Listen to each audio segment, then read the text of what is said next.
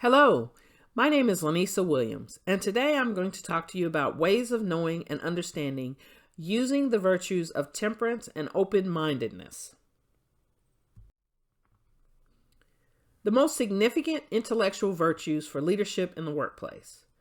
Organizational temperance can be defined as an organization's ability to maintain restraint and refrain from excessively emphasizing any singular objective.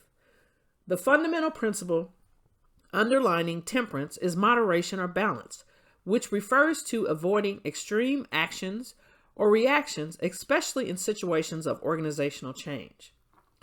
So why is temperance significant in the workplace? Temperance allows people in the workplace to consider the responsive actions of their colleagues or coworkers. One can do this by taking an honest look at the working environment and consider the degree in which employees habitually step over the line in the interest of getting a job done. The workplace would need a system that is up to the essential task of knowing and disseminating information. This causes a workplace environment to adjust and become more temperate. It is about employees having the ability to think, judge, and choose. However, the abilities are not sufficient when considering the virtue of temperance. Employees can choose to release their urge for excess or repression. Neither is desirable in a working environment. Temperance is about balance. The virtue of temperance teaches employees to make contributions in the workplace that is appropriate to their jobs. Employees respond to mistakes, errors, and/or ineptitude by employees, be they peers, supervisors, or subordinates. Temperance allows one to consider work situations and employees, and then speak and act that will bring about the desired correction or change in the workplace through civility and consideration. Baer defines open-mindedness as characteristically willing and within limits able to transcend a default cognitive standpoint in order to take up or take seriously the merits of a distinctive cognitive standpoint. So why is open-mindedness significant in the workplace? Being open-minded means that one has a willingness to listen to other ideas and opinions and consider the possibility that one may be wrong or that this may change one's perspective. This can be an essential quality in the workplace. Open-mindedness is critical to job success. Leaders want to know that they are willing to learn new things and consider alternative approaches to problem solving. This allows employees to behave in a cooperative attitude and actively listen to others when they share their opinions. The virtue of open-mindedness allows employees to be more adaptable in a work environment and flexible in one's willingness to work on a wide array of work projects and tasks. Acquiring knowledge and understanding. Knowledge does not equal understanding. Just because one knows that their fears are not warranted, or something is bad, or that a strategy will lead to success, does not mean that they understand these things. Just because one can know something intellectually, one still has intuitive thoughts, feelings, and emotions that will not change overnight, even if one's intellectual brain knows that something's bad. This does not mean that one's intuitive brain or emotional brain will be on the same page. To understand, one needs to summon the willpower to rewire one's brain. For example, one needs to practice public speaking or learn to enjoy things that are good for them or implement a new strategy in their everyday life. Even if one knows intellectually that their fears of criticism or vulnerability are not justified, that does not mean that one will be able to will themselves to overcome it in 10 minutes before they give, for example, a public speech. Moreover, even if one reads about the absolute best strategy for overcoming procrastination, sticking to a diet, or mastering productivity, the whole brain will not understand its benefits unless one is willing to commit to implementing it for an extended period. How workers perceive the requirements associated with their jobs and the value of performing those jobs can help the workplace understand how knowledge is retained and shared. An understanding of work role requirements is practical. and it helps to bring clarity to one's role and responsibilities and impacts work motivation, satisfaction, and performance. Metaphors in the workplace. In the workplace, understanding metaphorical concepts seems commonplace. Poetry and parables can shape one's understanding of how things are in a workplace setting. This comes into play in how people are trained, in learning different skills, or in the overall workshops that employees are required to have that meet, for example, state or federal requirements. Metaphorical concepts help to bring about a deeper understanding of the message being shared in the workplace. Metaphorical concepts can help to conceptualize complex situations in the workplace. Metaphors can also help colleagues to be about or to better relate to others in the workplace. Employees may view an organization as a place that provides a profound sense of order and control. While sometimes positioned in specific workplace roles, employees are more effective if they are in interchangeable roles. Employees may expect logic and reason always to win the day, but metaphors work for employees explaining the same concept and how it works.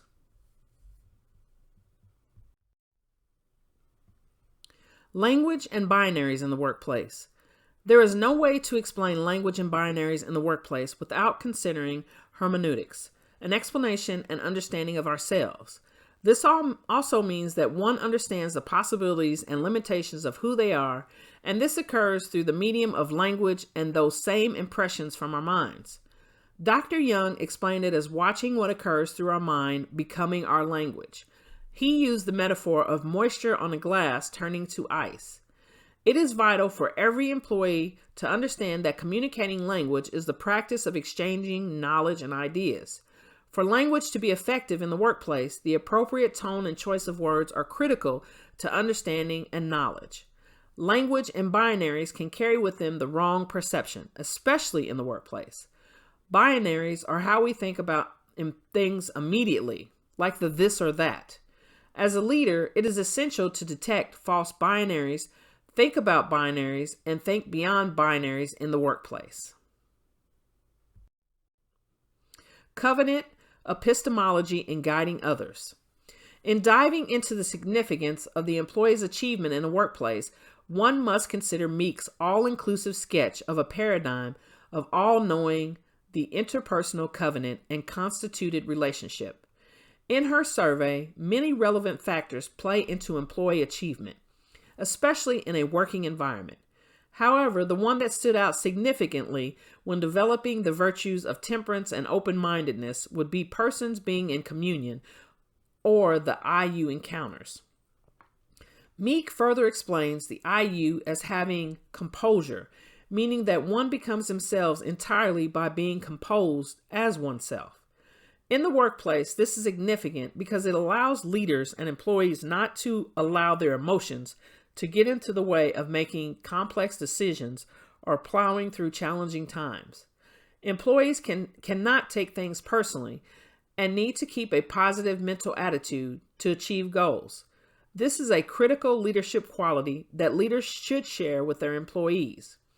It allows one to remain calm and be in control of one's state of mind.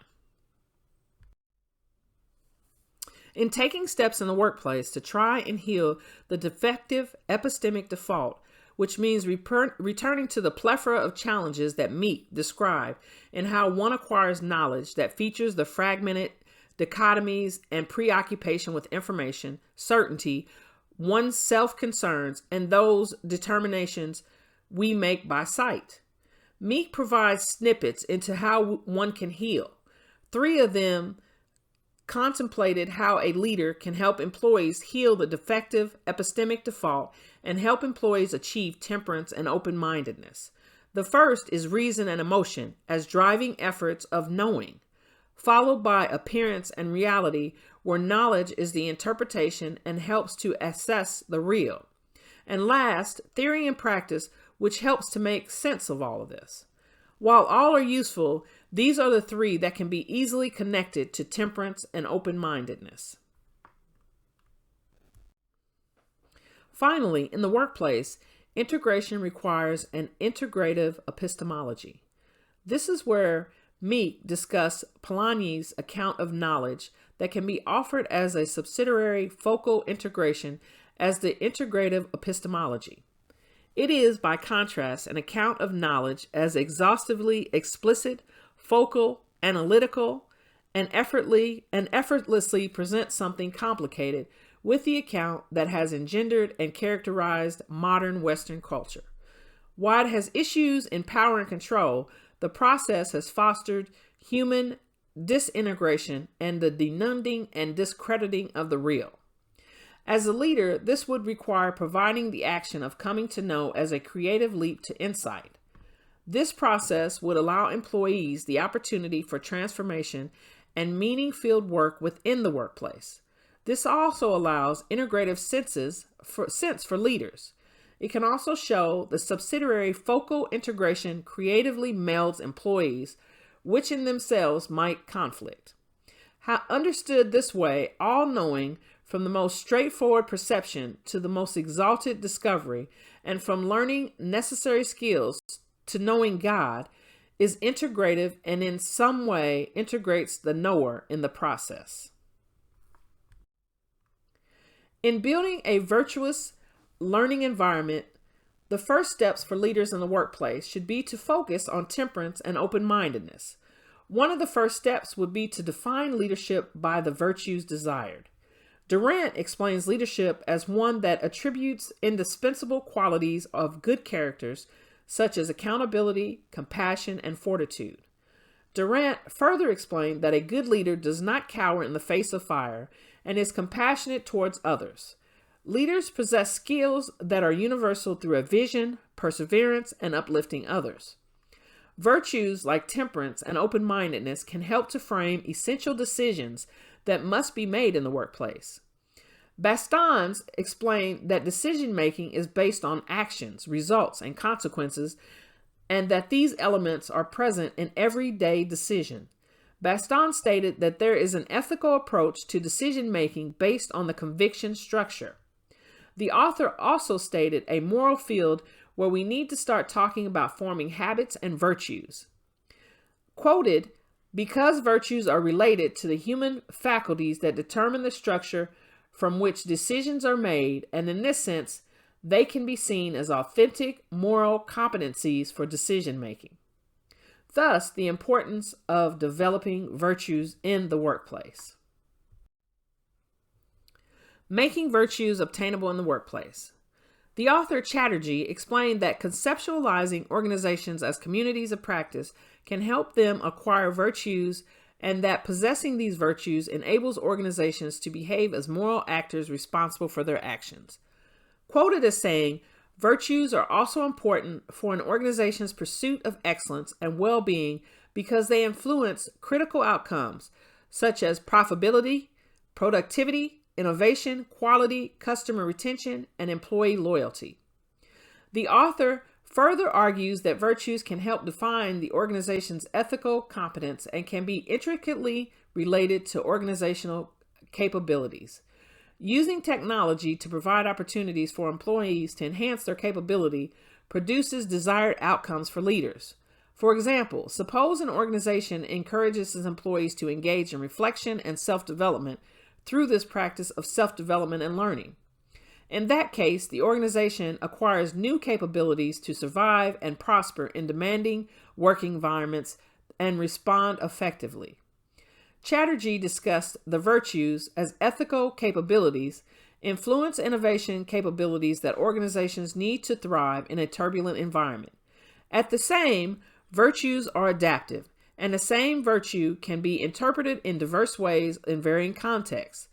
The adaptability makes virtues appropriate to changing environments within the organizations in which adaptation to change is critical to developing organizational capabilities, which may sustain a desirable working culture for all employees.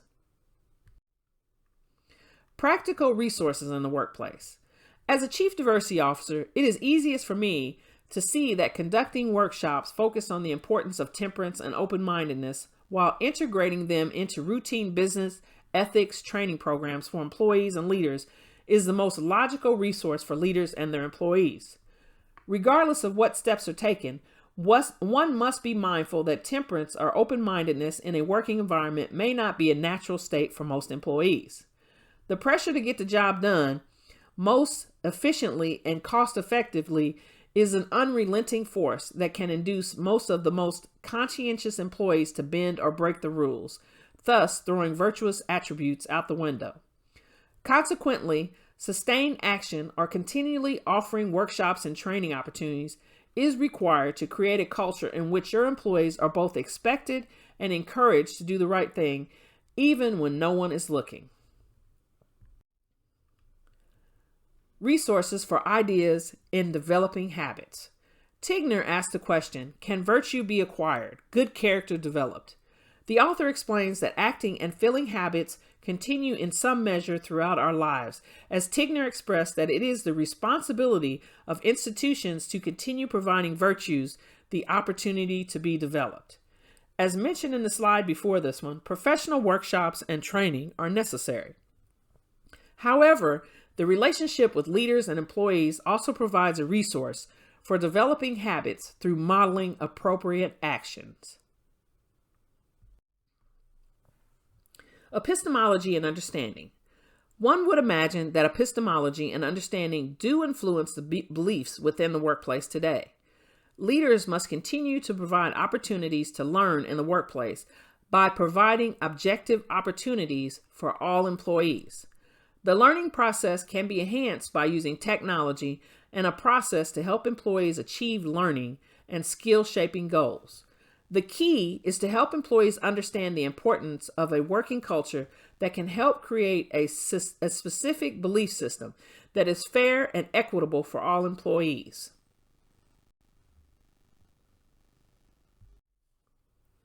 Thank you for participating in my presentation today. On this slide, you'll see the references used in order to put together this PowerPoint presentation.